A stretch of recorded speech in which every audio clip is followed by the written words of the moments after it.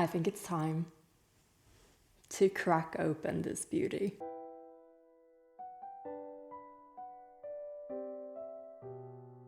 Good morning, good evening, good afternoon, good time zone to wherever you are in the world. This is Amelia, aka Spaced Out Puffin, and this is my channel where we recently hit 1,000 subscribers, which is good fun.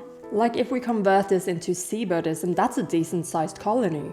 Or well, actually, one of the largest puffin colonies is about 240,000 pairs. We have a long way to go. So we are not single-handedly saving the puffin population, but hey, at least we're raising awareness. So yeah, if you're here and you're subscribed, thank you so much for being a part of my 1,000-strong colony. And when that happened, there was much agreement that in order to celebrate, I should start my journey into TGCF, the novel, which is about a beautiful, immortal garbage man and his live-in house husband who has a side gig, running a gambling house in a city for ghosts, which he also happens to run, because he is also a ghost king that incurs the fear of all of heaven. A stable job in this economy? And he's in love with you? Xie Lian, do not fumble this one. Yeah, so if you just happened to discover this video because you were looking for book videos and you have no idea what's going on here, I mean, you might have questions about this and maybe about this. So let me just give you a quick rundown of what I do here and what this channel is about. I started watching the donghua for Heaven Official's Blessing back in November. It escalated quickly. A month later, I own more corkboards than I have ever owned before, and I ascend as the civil god of corkboards. So that's what I do now. Yeah, my thing here is that I really like stories, and I especially love character-driven stories, and I've ended up overanalyzing every episode of the donghua up until season 2, episode 5, which is the recent one that I watched. The most recent one. And I like trying to figure things out.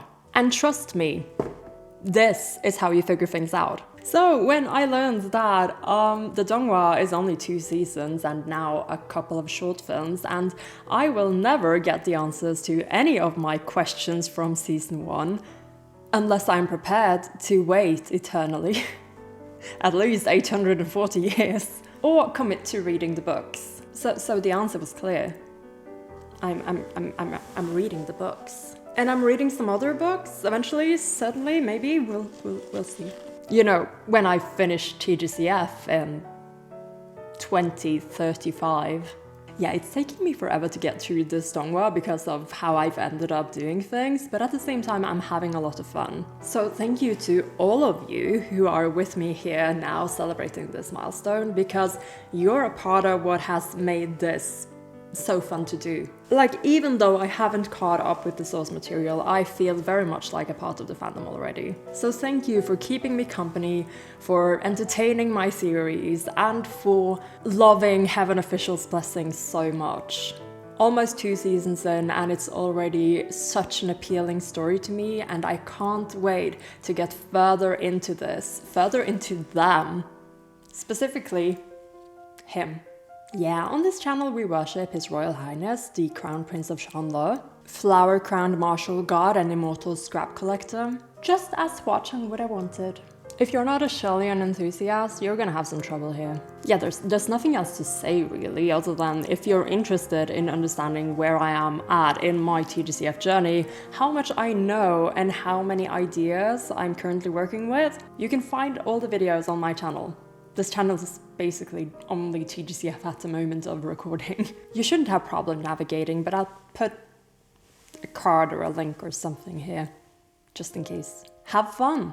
I mean, you might need to take like 2 days out of your life to get through them all. And if you don't have 2 days out of your life, which I totally understand, feel free to skip around. They tend to get long. But enough of that. My hands are literally sweating. Like, I've been thinking about reading these books for so long now. Like, they've been basically just decorations in my windowsill for like months already. Months. What do I do? So yeah, I am feeling a little bit nervous, kind of. Anticipation is the word. This is my copy of volume 1, and I've already gone through the covers, and this one I've actually already opened the jackets and had a look at just the design of it, which I think is really nice. They especially go with a lot of butterflies on the whole thing, and the entire art is absolutely gorgeous. I have it as a postcard up here that I happen to get with my Volume 8 Special Edition. But other than that, I haven't looked into any of the other books aside from their covers, and I haven't gone through the art or anything in this one. Now, because I've watched season 1, I know that I know the whole story in this one, but the book, as I understand it, has a lot more details, which books tend to do. That's the whole thing with adaptations. You need to do things differently because it's a whole different medium. But very excitingly, I heard the book is told from Xie Lian's perspective. Not first person, if I remember correctly, like it's still third person, but it is told from Xie Lian. So we get a lot of his inner thoughts, which is something we do not get a lot in the Donghua. And because I love him, that makes me very excited. There are also like a few guides at the very back here with names and such that I haven't gone through, so I'll probably have a look at those as well, now that I'm more intimately familiar with the story and the characters that are presented to us so far. But yeah, I guess all that's left for us to do is read. This is, for all intents and purposes, the first video in my promised book series. However, I do not know what that book series is going to look like just yet. This time around, I want to do a read-along. I will read the whole prologue aloud, and then we'll see. I do not know if the rest of this series is going to be a read-along sort of thing, or if it's going to be more of a book review log sort of thing. What I do know is that the corkboard will stay. After I finish season 2, we will still be doing corkboard things, because there will be more things to discuss, I am sure. So this is a bit of a test run for me. This is gonna be interesting for me as well. We'll be experimenting together. When I first got this book, I already read the back for you, so I'm not gonna do that. One thing I do already know about the book is that it keeps Huachang way more mysterious than the Donghua does. It's already been relayed to me that the visual clues that we get from episode 1 are basically Donghua only. So I'm super excited to see how the books handle this information and how we are given it, because some of that might be very different, and that's the sort of information I'm looking forward to being revealed. Okay. Without further ado, let's open this. Now, the first thing we get is a whole picture of the cover. I still absolutely love how the artist drew both Xie Lian and Huachang in this. Again, with Xie Lian's kind of apprehensive glance to the side, while Huachang is just looking at him. And if you don't know the story like at all, this is like, it's really mysterious. Like, this whole setting gives a certain kind of tension, but once you know a little bit more about Huachang and his background, you get that little bit of insert the Titanic soundtrack in the background.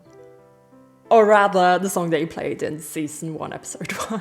Already distracted, I love the colors of this.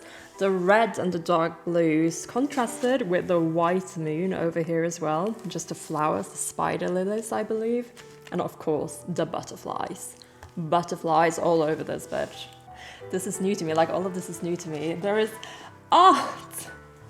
Oh, look at this, this is so wonderful. So this is the beautiful scrap immortal and his house husband, Sanlang. Oh my gosh, this is absolutely gorgeous. It's them outside of the Puchi shrine, and he is sweeping leaves, and Xie Lian is coming up with a basket of laundry, maybe? I imagine, like, not knowing what this book is about, you're seeing like these scenes and already kind of making the connection, of course, because of the red robes. But yeah, it's given a bit like, this is very mysterious. You've got like a bit of a sword thing going on, and like it's very tension filled, and then you have like this domestic scene following directly after. I quite like this. All right, have an official's blessing.天官赐福. All right. Let's do it. I'm seeing the chapter list now. I think I've actually looked at it before, like I haven't read the chapter titles, but I feel like I checked how many chapters there were, so I might actually have seen that art before and forgot about it. Embarrassing, whatever. I can't remember every detail. Okay. Here we go, prologue of about quite a few pages actually. It goes up to 22, starting at page 11, so we've got a bit of a read, okay. Let's do it. What's a good reading poster for a read-along? I have no idea. I'll have to figure that one out as well. But for today, let's sit up here. Prologue, Heaven Official's Blessing. Among all the deities of heaven, there was one famous laughingstock of the three realms. Legend has it that 800 years ago, there was an ancient kingdom in the Central Plains called the Kingdom of Shanle. The Kingdom of Shanle was a vast and bountiful land. There were 4 treasures within it: abundant and handsome beauties, vibrant music and marvelous literature, gold and gems, and their one infamous crown prince. What would be the best way to describe this crown prince? Well, he was a unique man. I'm just shaking because I know it's Xie Lian and I already love him, you don't need to tell me all of this. Our very unique man. He was beloved by the king and the queen, and they doted upon him exorbitantly. I don't know how to say that word. Exorbitantly. Exorbitantly. They would often say with pride, "My son will become a great ruler in the future, and his good name will echo down through history." However, the crown prince was not interested in imperial power or wealth in the mortal world at all. What he was interested in his own words, was, "I want to save the common people." Having flashbacks to all of season 1 all of a sudden, holy shit. Yeah, that's definitely the vibe that we're getting from season 1 as well. I think they've managed to convey that very well. The new information I'm getting from this is that Xie Lian actually never wanted to rule the kingdom. So that's already super interesting. When he was young, the crown prince focused solely on his cultivation, and there were 2 short tales that were widely spread of his time on that path. The first tale took place when he was 17 years old. That year, there was a grand Shangyuan.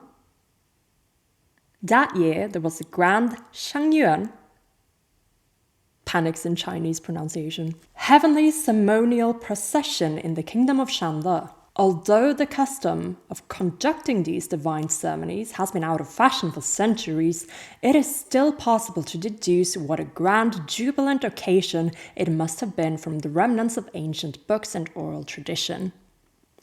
The wondrous Shangyuan festival upon the grand avenue of divine might. Seas of people gathered on either side of the grand street, with royals and nobles talking and laughing in merriment atop the high platforms. The glorious royal warriors bedecked in armor opened the paths, while maidens danced elegantly, their fair hands scattering flowers, and who could say whether the flowers or the maidens were more beautiful? From within the golden carriage came marvelous music that drifted across the entire imperial city, and at the rear of the procession was a grand stage pulled by 16 white horses in golden bridles. Bridles? That's a bridle, right? It's bridle. Fuck. Bridle. Fuck. I knew that reading this aloud, English was going to be my nemesis. Like Chinese, yeah, sure, that's expected. But English is already whooping my ass. Fucking bridle. This is what I get for years of reading English rather than listening to English. Silly fucking language. So anyway, big procession, we have a stage, and I'm guessing Xie Lian is going to be on that stage. Let's do it. Upon this towering grand stage stood the God-pleasing warrior, the focus of everyone's attention. At the heavenly ceremonial procession, the God-pleasing warrior wore a golden mask, dressed in glamorous attire, and with a sacred sword in hand, he played the role of the subduer of evil. The number one martial god for the past 1,000 years, the heavenly emperor John Woo. Oh shit! So Xie Lian literally played the role of the emperor in this procession. That is so fun. That is such a cool detail. And John Woo, being the emperor, was the most known martial god at the time, so this was big business. This was big shit. So John Woo was also known in Shanle as a god then, right? It was the greatest of honors to be chosen for the role of the god-pleasing warrior, which was why the selection criteria were exceedingly strict.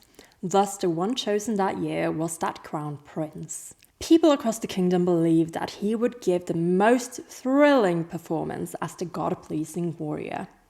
However, an accident happened that day.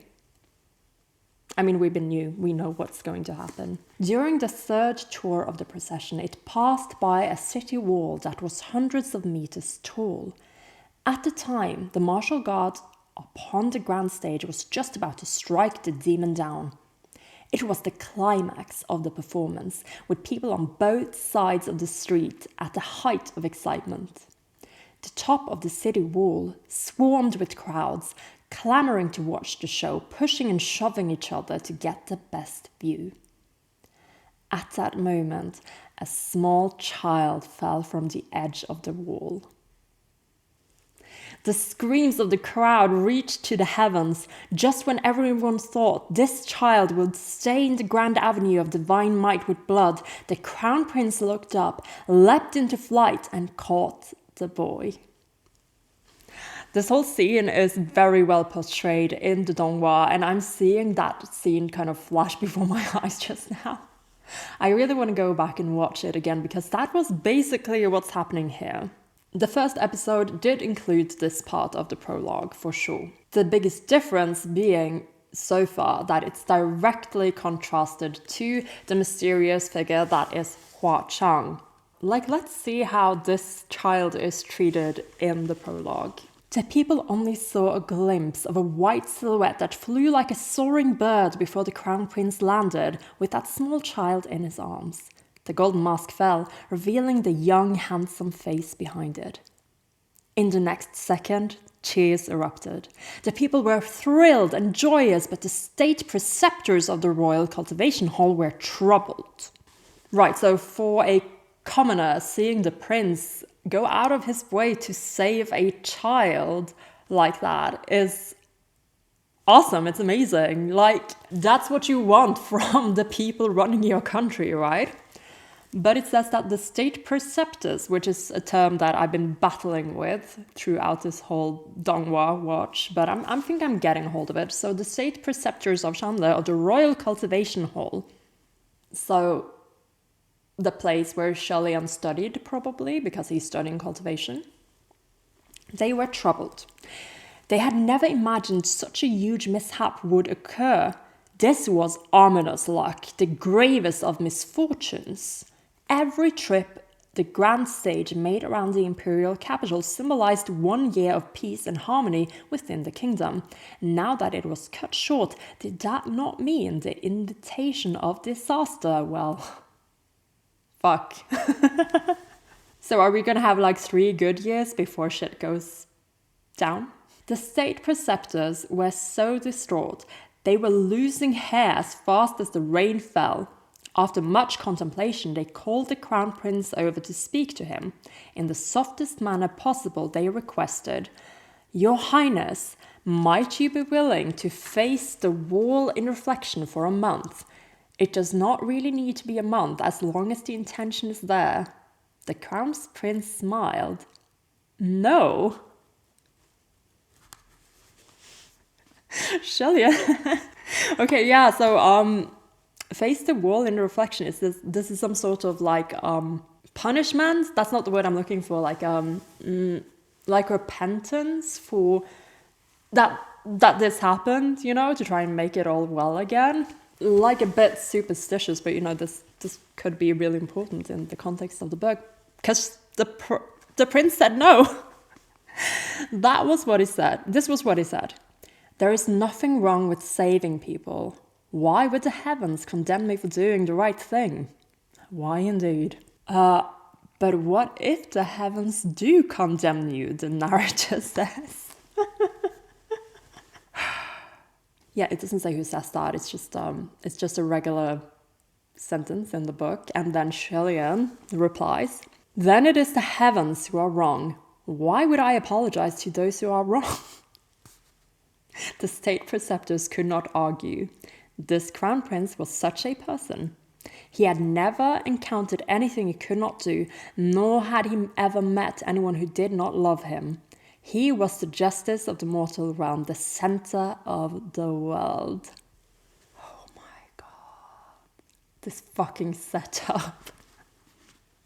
Oh no. Although the state preceptors were frustrated, what the heck do you know? It was not their place to say much, and they did not dare to say more on the subject either. His Highness would not have listened anyway. Well, shit, knowing that shit goes down, that was, whew.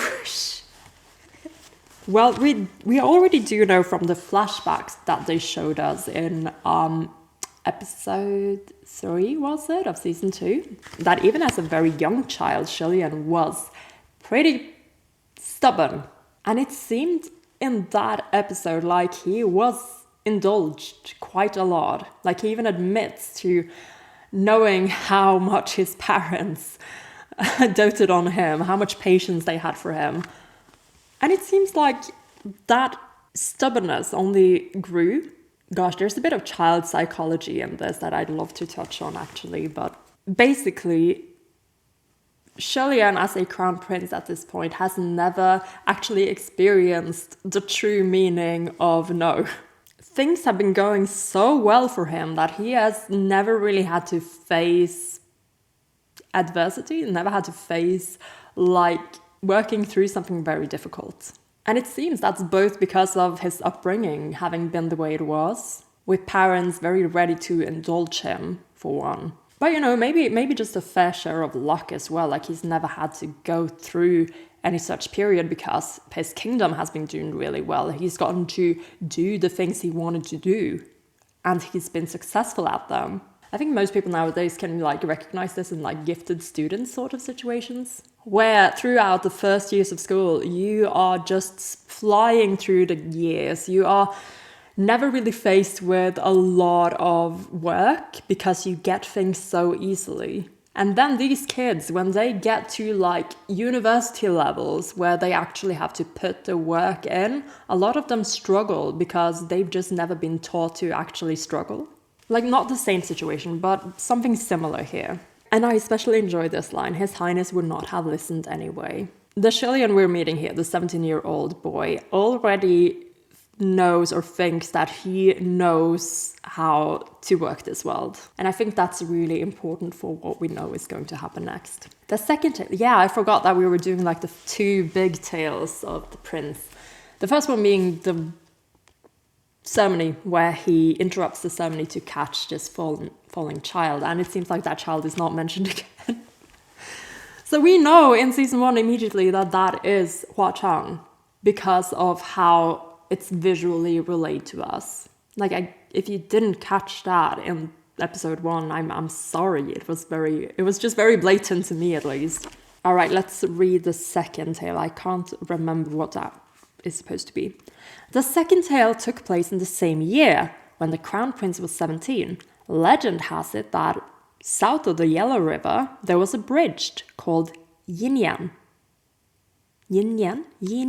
Footnote here, the characters meaning one thought or fleeting thought. This is also the first half of the idiom, wrong decisions made in a moment of weakness. And that's interesting. All right, so the bridge Yin Yan. Upon this bridge was a ghost that had been lingering for years. This ghost was exceedingly fearsome. It was clad in broken armor. The flames of hell blazed beneath its feet, and its body was covered in blood and pierced by all manners of sharp weapons. Every step it took, it left behind a footprint of fire and blood. Blood and fire. Fuck, I fucked up that line, whatever.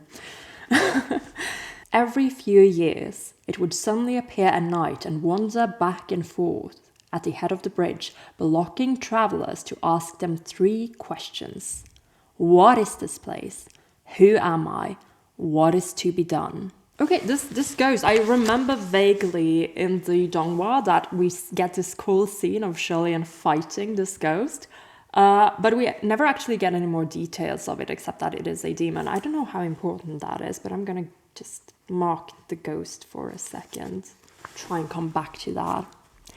The ghost would then devour whoever answered incorrectly. However, no one knew what the correct answers were.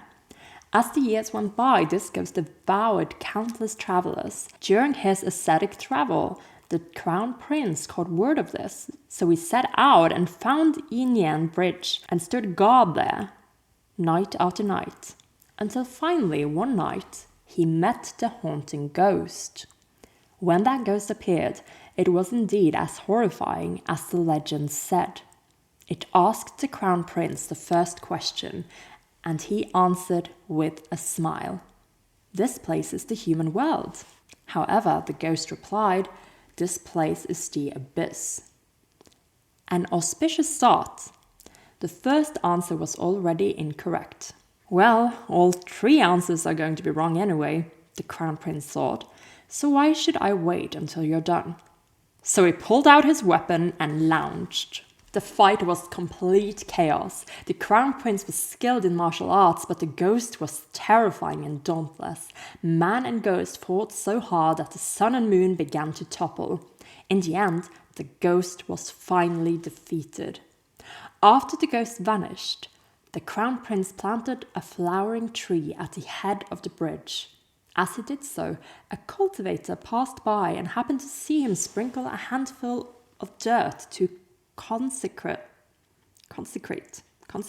the grave and send the ghost off. What is this? He asked, and thus the crown prince replied with his now famous line, body in the abyss, heart in paradise. I don't know what that means, but it was very poetic. What would that mean? Body in the abyss. The ghost said this is the abyss. Heart in paradise. Like, yes, I'm in the human world, but my heart is elsewhere? I don't know. Maybe this will come back. It is his now famous line, so we'll see. When the cultivator heard this, he gave a light smile. He then transformed into a divine warrior clad in white armor with auspicious clouds beneath his feet. Then he drew in the wind and rode off in holy light. Only then did the crown prince realize that he had just encountered the heavenly emperor who had personally descended to the mortal realm to subdue evil. Well, in the Donghua, we do see this figure in the background, while the narrator, who is Hua Chang in the Donghua, tells us that the heavenly emperor saw potential in him. So the person in the background was the emperor then, who had descended to the mortal realm. That is so... yeah, okay.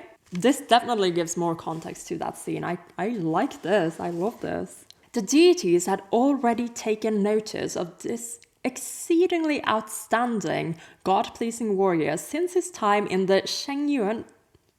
I have no idea how to say this. Shengyuan heavenly ceremonial procession. After the meeting at Xie Lian Bridge, they asked the heavenly emperor, "How does my lord find this royal highness?" The emperor answered, "This child's future is infinite." That night, the celestial phenomenon manifested in the skies above the palace, and storms raged. Amidst the flashing lightning and the roars of thunder, the crown prince ascended. Right, so the deities here, are they just other gods? Again, when this sort of came up, like the topic of ascension in the animation, we had this discussion, and I was basically taught that no one really controls the ascension of gods. It's more of a fated thing. But it seems like certain individuals are still very notable. So he was the talk of heaven even before he ascended that first time. Yeah, that first time. I guess we're going to get to that. Whenever a mortal ascended, the heavenly realm always shook. When the crown prince ascended, the entire heavenly realm quaked outright with 3 times the normal tremors. Achieving fruitful cultivation was always far too difficult. It required talent, training, and luck. It was often a long road, 100 years for a god to be born. It was not that there were no fortunate souls who became deities at a young age. However, the majority who tried exhausted their entire lives, trained for 100 years, and still had no heavenly tribulations dawn upon them. Yeah, this has been mentioned to me as well. Like, ascending this young was super, super unusual. That's what they're saying here. And you needed to be faced with a heavenly tribulation, which is like a trial that, you're faced with a trial that you can only be faced with if you have that fate of ascension ahead of you, I guess. Okay. And when Xie Lian ascended, heaven quaked outright with 3 times the normal tremors. So, big shit. Even if they did come to face a heavenly tribulation, should they fail the trial, they would die or be ruined if they managed to survive. Those who made the attempt were as numerous as the sands of the Ganges. The river? I actually have no idea how to say that in English. Ganges. Ganges, alright. Were as numerous as the sands of the Ganges. But most were simply ignorant mortals who would spend their entire lives as nothing more than ordinary, never finding their own paths. Yet, this royal highness was no doubt the darling of the heavens. Whatever he wanted, he received. Whatever he wanted to do, he succeeded. He wanted to ascend and become a god, so at the age of 17, he did just that. He had always led the hearts of the people, and the king and queen loved and missed him dearly. So to honor their son, the king ordered great temples and shrines to be built across the land and for statues of the crown prince to be erected and worshipped by all. The more believers that were amassed, the more temples were constructed. That meant the crown prince's life would be more prolonged and his spiritual powers would grow more powerful. Thus, in a few short years, the Shanle palace of the crown prince became incomparably glorious, and for a time, its prosperity and splendor reached its peak. Until 3 years later, when Shanle fell into chaos. Holy. Yeah, we're doing it, we're getting there.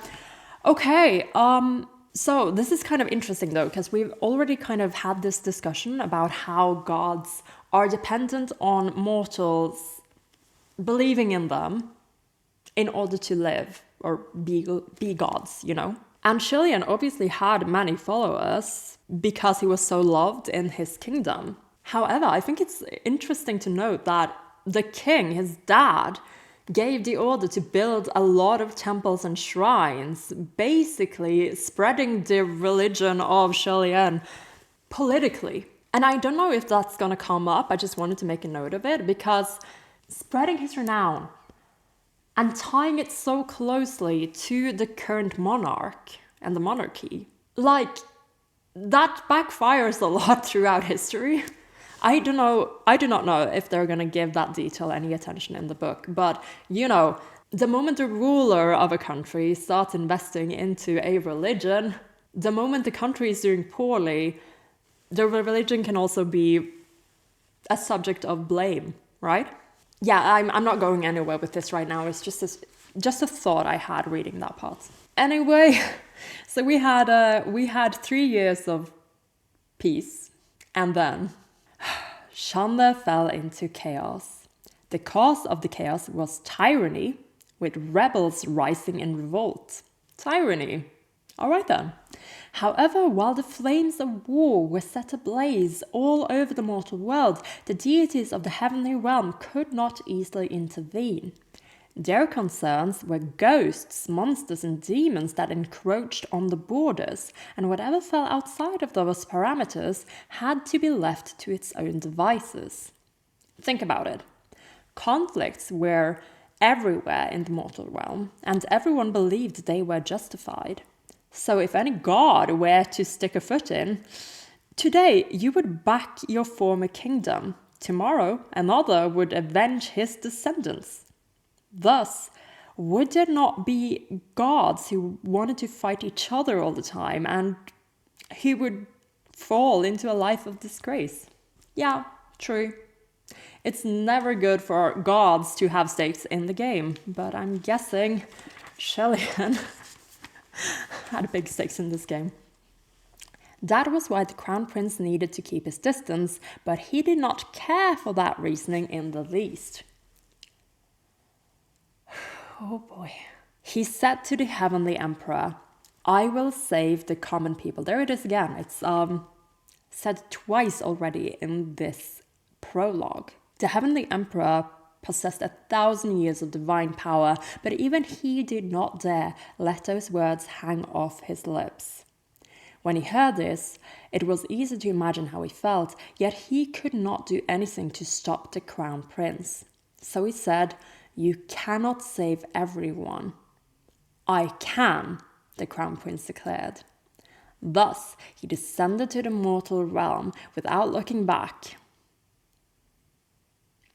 Okay, so we're establishing that Xie Lian has a history of saying, You can't tell me what to do, father.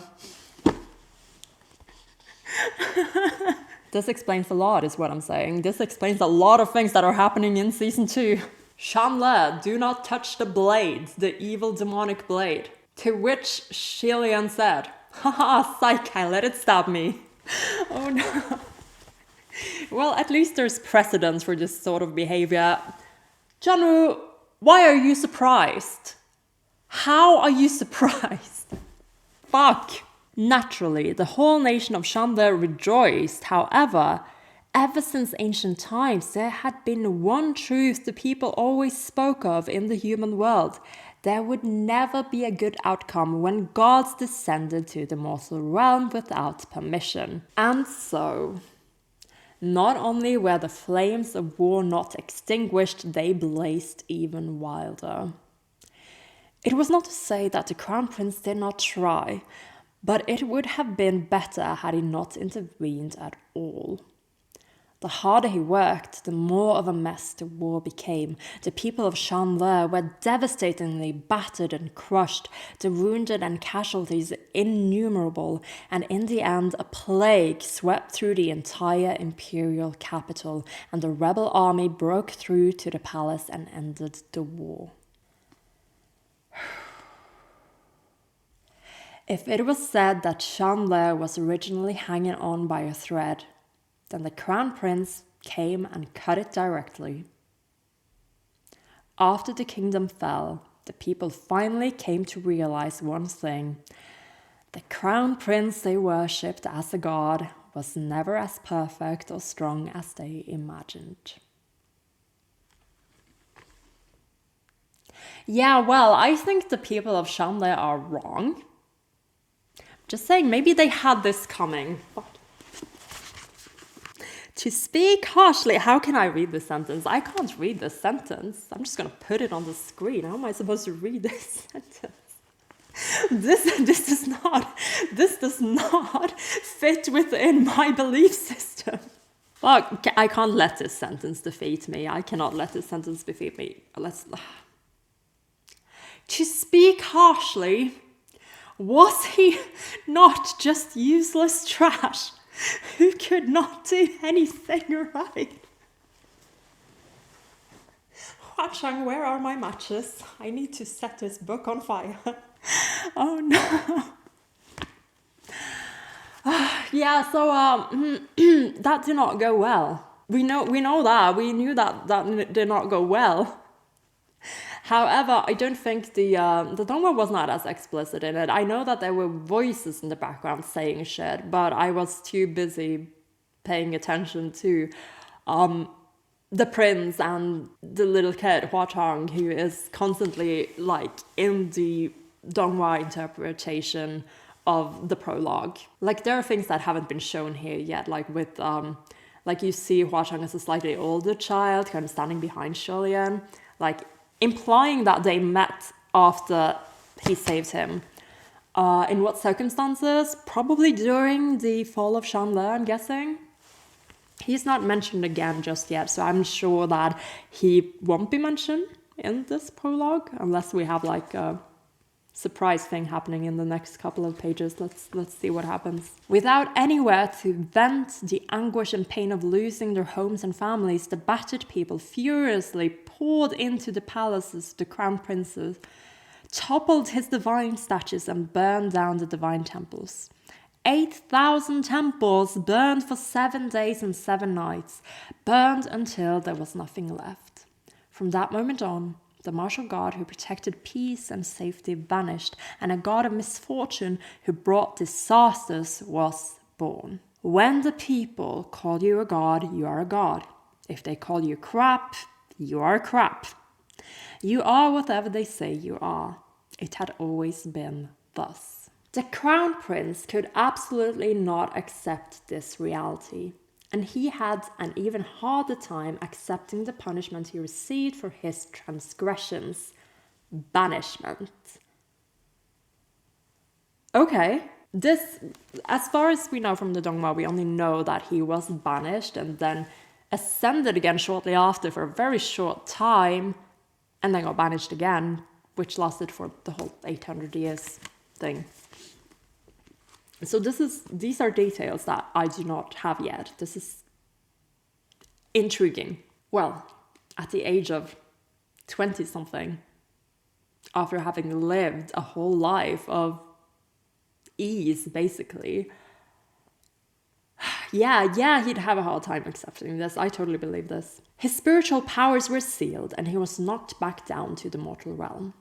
He'd grown up endlessly coddled and pampered. This is just what I said. I've literally just said this. He had never tasted the suffering of the human world before. Yet this punishment hurled him from the clouds down into the mud. And in this mud, for the first time, he understood the taste of hunger, poverty, and filth. This was also the first time that he did things he never thought he would do willingly. He stole, he robbed, he cursed loudly, and he gave up on himself. He lost all dignity, no self-esteem remained, and he was as unkempt as one could be. Even his most loyal servants could not accept this change in him and chose to leave. Yeah, this prologue is already more explicit about Xie Lian and his past than the Donghua has been so far. Like, this is all still like a huge mystery in the Donghua, but here they are basically summarizing things. So I know already that the books will have huge flashback sequences through this time. Like, I've already been told that, so I'm guessing we're gonna get more details about this. And because of that, I also think that the reasonings and everything are still very like concealed within this prologue. We don't know all the details just yet, but I'm guessing these are the things that are going to be very prominent as we keep reading through this stack back here. Okay. Body in the abyss, heart in paradise. This phrase had been engraved on stone monuments and plaques everywhere. Plaques? God, I hate English. Plaque. Mm-hmm. Engraved on monuments and plaques everywhere in Shanle. If not for the war that had burned almost all of the kingdom to the ground, if the crown prince were to see the remnants of those words, he would probably be the first to rush to destroy what was left. This is the Depression era. Holy shit.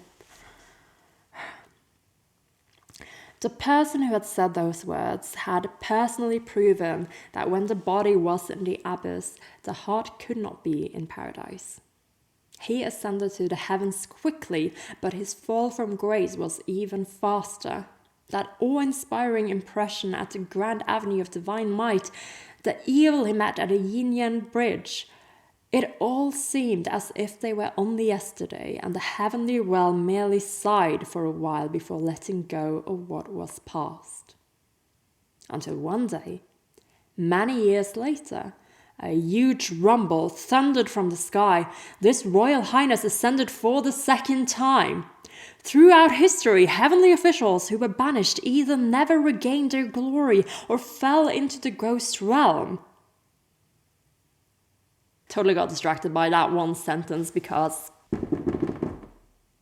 the Waning Moon official fell into the ghost realm. That's a possible route that we're already exploring at this point in the Donghua. Okay, a little distraction there. Let's keep going. I was so into it too, the way my brain works sometimes. It was rare to turn over a new leaf after banishment. This second ascension was truly grand and spectacular.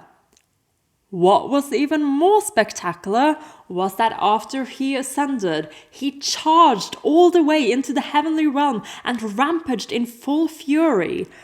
Thus, he had only been ascended for the span of one instant's time before he was knocked back down again.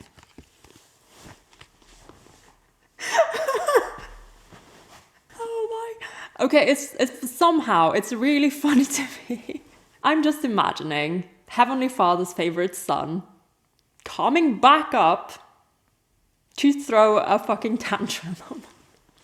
So are you telling me that Xie Lian's second ascension was just out of spite? Like for a few years he's just cultivated all this spite so that he could come up and... like what we know in the Donghua is that he physically attacked the emperor. That's something we know now. And Zhongwu treats this as something that he wants to kind of be like, that was the past, that was literally hundreds of years ago, let's move on. But Xie Lian is still like very apologetic about this. Like this is still something that he's probably not proud of. Like he got to have a long think after it. 800 years or so, right? Where we already know that he's been through some stuff. Holy shit. That was all of that condensed into a couple of paragraphs. That was, one instant's time. I don't know how long that is, but one instant's time. It could be considered the swiftest and shortest ascension in history. Wow, Xie Lian. Wow. Was there a competition? Did you get marriage credits for that? Like, Ling Wen might owe you some credits for this. You should ask her to check the accounts. If the first ascension could be considered a beautiful tale, then the second ascension was a farce. Having been banished twice, the heavenly realm looked upon this crown prince with full contempt, and in that contempt there was caution.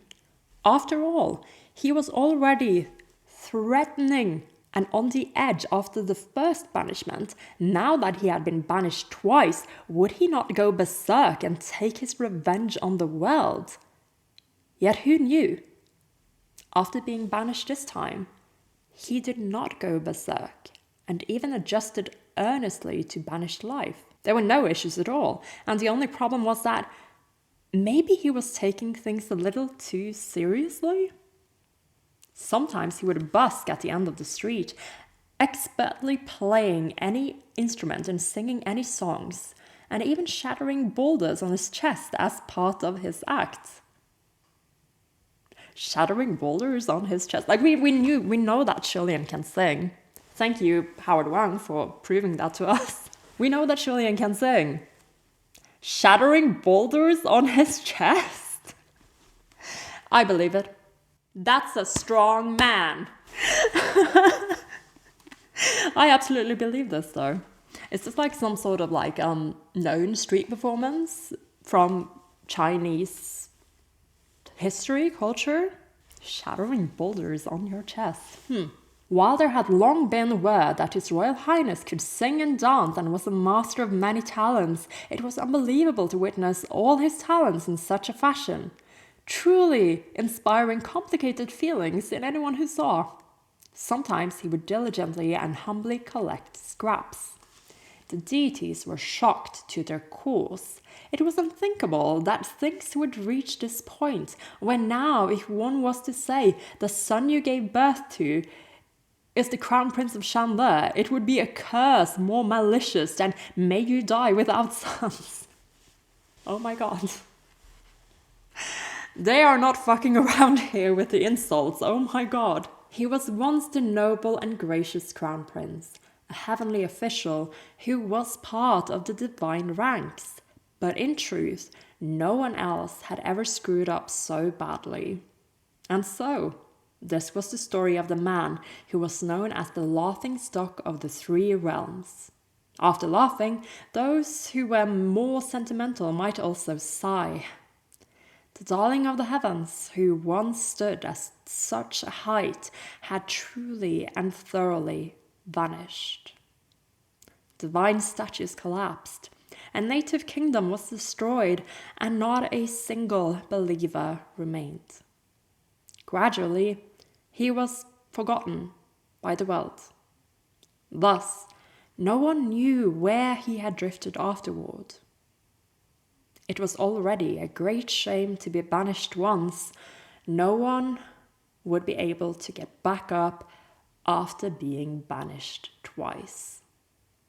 Foreshadowing. Many more years passed. Suddenly, one day, there was another huge rumble in the sky. The heavens fell and the earth cracked, and the ground trembled and the mountains shook. The lanterns of everlasting light shuddered, the firelights danced in fury, and all the heavenly officials inside their golden palaces jolted awake, every one of them running out to ask each other, which new dignitary has ascended? Such grandiose entrance! Yet, who knew? They had exclaimed in wonder the first second, but in the next, all the deities of heaven were thunderstruck. Weren't you done? That infamous weirdo, the laughingstock of the three realms, the legendary royal highness, the crown prince, he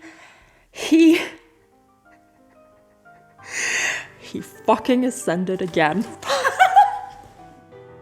What's with that line? What's with that line?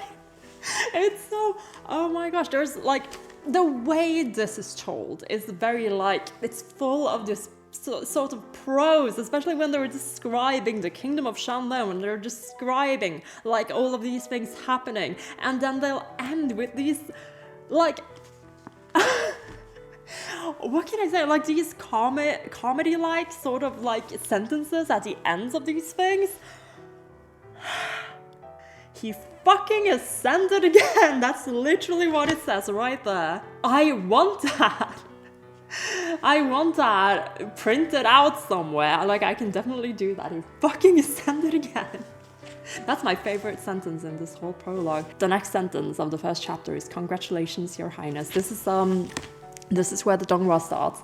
I have to stop right there, or I'm not going to. Holy shit. Okay. Yeah, you guys have been right all this time. Of course you have been. The prologue includes a lot of information, not just about things that happen, not just about events, like the whole thing about the second ascension and how that came about, and like a little bit more about how Shanle fell. Yong'an, it was told to me, was not mentioned yet by name, but okay, rebel uprising, got you. But more importantly, the whole prologue spends a lot of time setting up Xie Lian and his personality as a crown prince. As far as the vibe goes, I think that's the biggest difference between the first season of the Donghua and whatever is going on here. I think the book sets up the themes of Xie Lian and his character, and furthermore his character development, really well. The next time we meet him after this prologue is 800 years later, and I'm guessing that the contrast is going to be very stark, having just read about Xie Lian as a young mortal and then young god who made decisions. Yeah.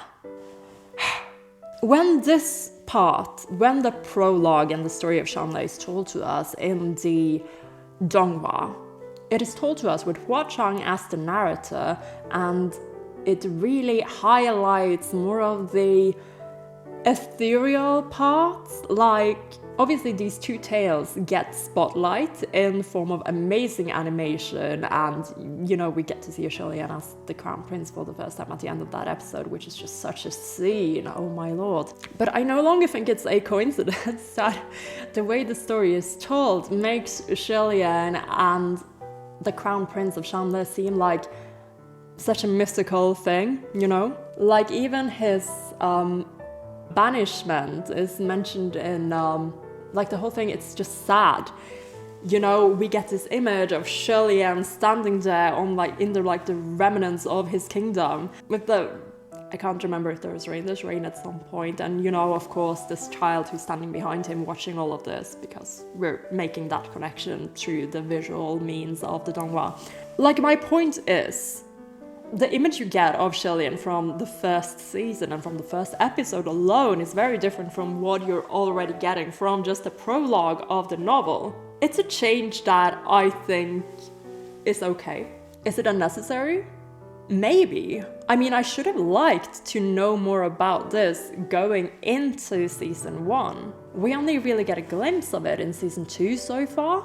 And I know that the short film apparently visits a little bit of the past in Shanle. I really hope that the short film kind of touches a little bit more on this, on Xie Lian's personality as this young crown prince, because the whole dichotomy, like the whole contrast of him 800 years later compared to this person who was there for these historical events and who made these decisions, that's going to be really important. But also by making the choice to visually show this through Hua Chang telling the story, it makes sense. I don't think Hua Chang, even as a child, would consider Xie Lian in that light. It makes very much sense that he would think of all naysayers as just slander at that point in time. But also, he experienced all of these things.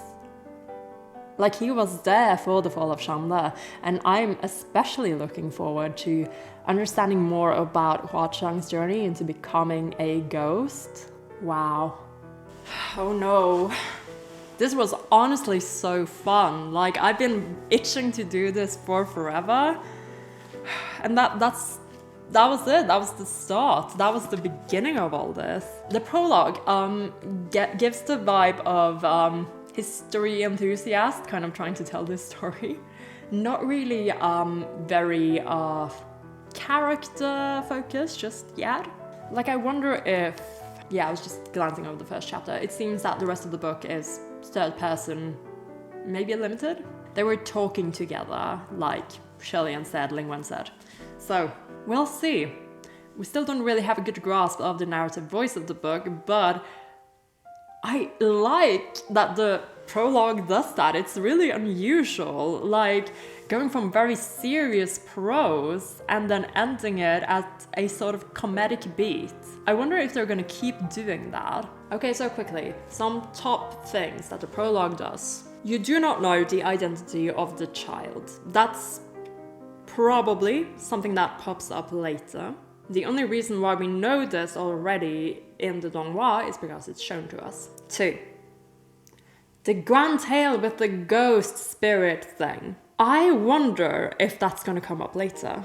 Like, that was a heavenly tribulation, I guess, for Xie Lian, because right after that he ascended. But what was it all about? Like, is that, like, there's a little bit of a mystery around it. Why was it asking these questions? And what, yeah, noting that down in case it pops back up again. And finally, we get a lot more details about the fall of Shanle and also hints towards Xie Lian's mental state at the time of his second ascension. It is really hard to stop. Usually when I start a new book, I set aside quite a bit of time for it, and I usually try to get through at least a good chunk of it before I put it down for a break, you know? So this, just reading the prologue and then putting it aside, it feels wrong. But I'm going to be very strong. Stay away from my gaze. Wow. Well, honestly, there's not much else to say other than I really enjoyed that. And it does make the whole context of everything a lot clearer, and it makes me even more curious about everyone's past. Like, we get references to so many of the things we already know, like Function and Mooching are already referred to here as his most loyal servants, for instance. And it seems like Heaven was kind of trying to keep up a little bit with what he was doing directly after his second banishment to see if he was gonna go even more crazy. I mean, I guess they lost track of him, like, after a while, but yeah, that was the thing. Well, with that out of the way, I'm going to go into preparing to watch Season 2, Episode 6.